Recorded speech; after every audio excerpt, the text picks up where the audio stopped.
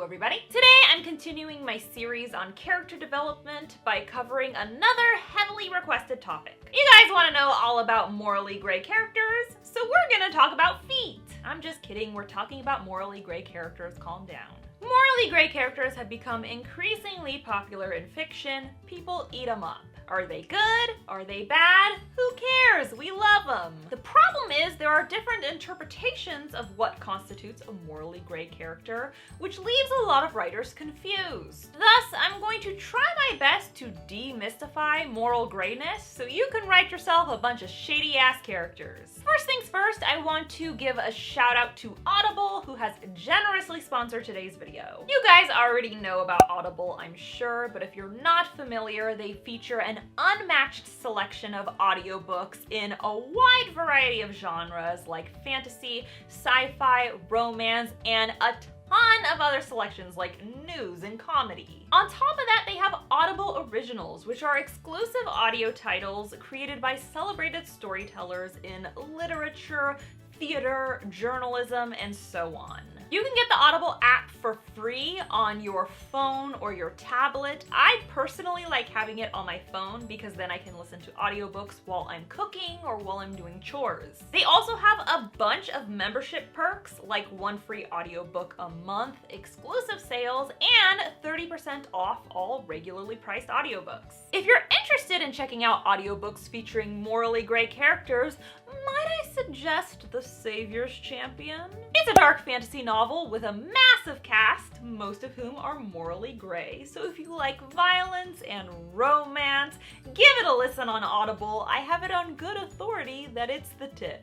Even better, you can get your first audiobook for free plus 2 Audible originals when you try out Audible for 30 days.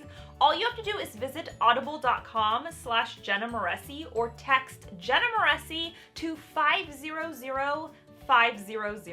And you know, that free audiobook can be The Savior's Champion. It's got a love story, it's got bloodshed, it's got morally gray characters. What more could you ask for? On to the topic. We are breaking down the mystery that is the morally gray character in 3, 2, 1, go. What is a morally gray character? A morally gray character is a character who is morally ambiguous. They've got good traits and bad traits. They do good things and bad things. One moment they may seem like the good guy, the next moment they may seem kinda evil. Why is this concept so confusing? While the definition of morally gray characters may seem straightforward, it kinda isn't. No one can seem to agree on how heavily we can read into the definition or what additives we can tack onto it. There are a few schools of thoughts involving morally gray characters, but the two I see most often are as follows. First is the simplest option.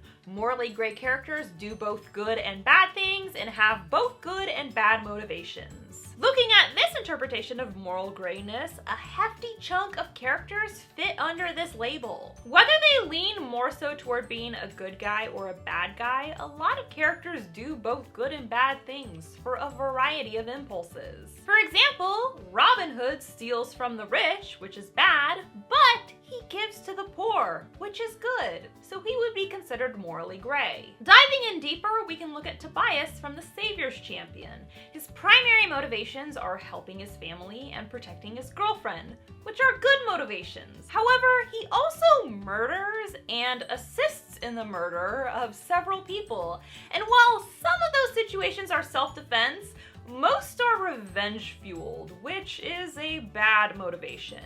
Thus, according to this interpretation, Tobias would be seen as morally gray. Then there's the second interpretation, which is a bit more complicated. This school of thought believes that morally gray characters commit both good and bad actions. However, their motivations are hard to determine. In this situation, the lack of clarity is key. Their motivations are unclear or unknown. Looking at Tobias, while he does both good and bad things, his motivations are very clear. Thus, he wouldn't be considered morally gray. Similarly, Robin Hood's motivations are clear, so we wouldn't consider him morally gray either. What's my interpretation of moral grayness? Normally when I do a video like this, I try to stay as objective as possible. However, I can't really continue on to the next points without picking a side. Thus, I'm going to focus on the interpretation that I believe makes the most sense, and that's the first one. Morally gray characters do good and bad things and have both good and bad motivations. The reason I lead toward this interpretation is it's pretty common for a character's motivations to be revealed, if not initially, then as the book or series progresses. Thus, if we look at the second interpretation, very few characters would be categorized as morally gray. In fact, all the characters that I've seen listed alongside this interpretation have had their motivations revealed, which directly contradicts the definition.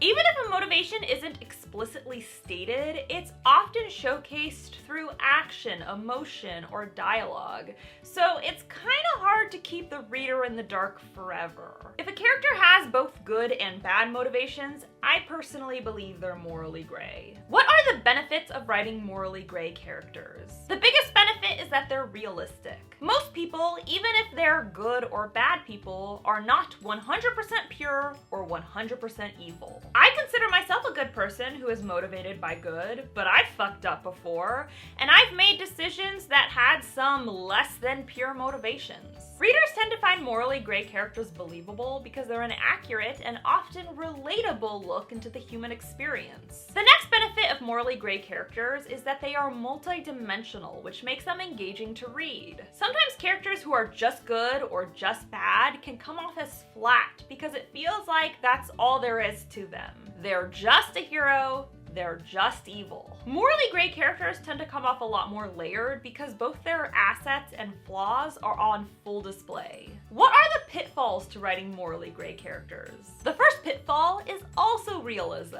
While it's true that most people are not 100% pure or 100% evil, a lot of people lean heavily in one direction or the other. I'm sure you can think of a lot of people throughout history who have done a ton of horrible things. Maybe they had a redeeming quality or two, but in the midst of prejudice and genocide, that doesn't amount to much. Additionally, there have been people who have devoted their lives to others or making the world a better place. Sometimes people are genuinely good-natured. There isn't anything inherently wrong with writing morally gray characters because they are prevalent, but sprinkling in some evildoers and good doers is a smart idea because they exist too. The second pitfall is the unlikability factor. While not all morally gray characters are supposed to be likable, many are, especially if they're the protagonist. Problem is, when you're juggling both good and bad acts as well as good and bad motivations, it can be easy to tip the scales in one direction and turn the audience against the character. There are certain lines that, once crossed, there's no going back.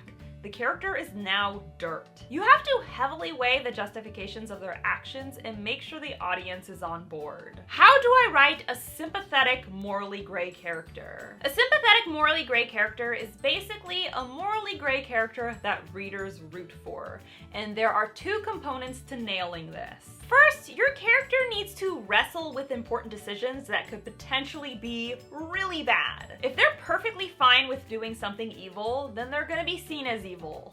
Bottom line. The reader needs to see a struggle either before or after the decision is made. Maybe they feel guilty afterward, or maybe they're apprehensive to take the plunge. That's not to say that every single less than pure act needs to require shame or a meltdown. If they're remorseful about every little thing, they're just gonna look like a big ol' wimp.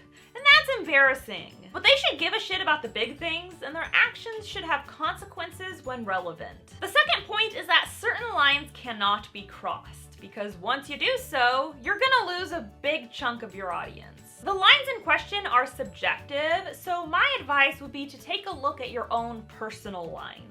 For example, if I'm reading about a morally gray character who turns out to be a bigot, then that's it. There's nothing you can do to make me like him at this point. Figure out where you draw the line and keep your character away from it. That's not to say they can't do terrible things, it's just that certain things are impossible to recover from, especially when there's absolutely zero justification. So that's all I got for you today. Don't forget to check out Audible. You can get your first audiobook for free, as well as 2 Audible originals when you check out Audible for 30 days. All you have to do is visit audible.com/Jenna Moreci or text Jenna Moreci to 500-500. I've got the information in the description below. The Savior's Champion is available on Audible, so if you want to check out some amazing morally gray characters and you want to check them out for free, give the Savior's Champion a listen on Audible now. Don't forget to subscribe to my channel. I post new videos on Wednesdays, and if you want to be alerted as soon as I upload, ring that bell. And be sure to follow me on social media. I'm on Instagram, Tumblr, Facebook, and of course, you can tweet me at Jenna Moreci. Bye! Hey, this is Nick, the voice of Tobias and the narrator for The Savior's Champion, written by our Jenna. If you enjoy her writing advice, or if you want to find out about her publications, then you know what to do. Click the subscribe button, ding the bell, and you'll get notified every single time she puts up a video or she goes live. Now what are you waiting for?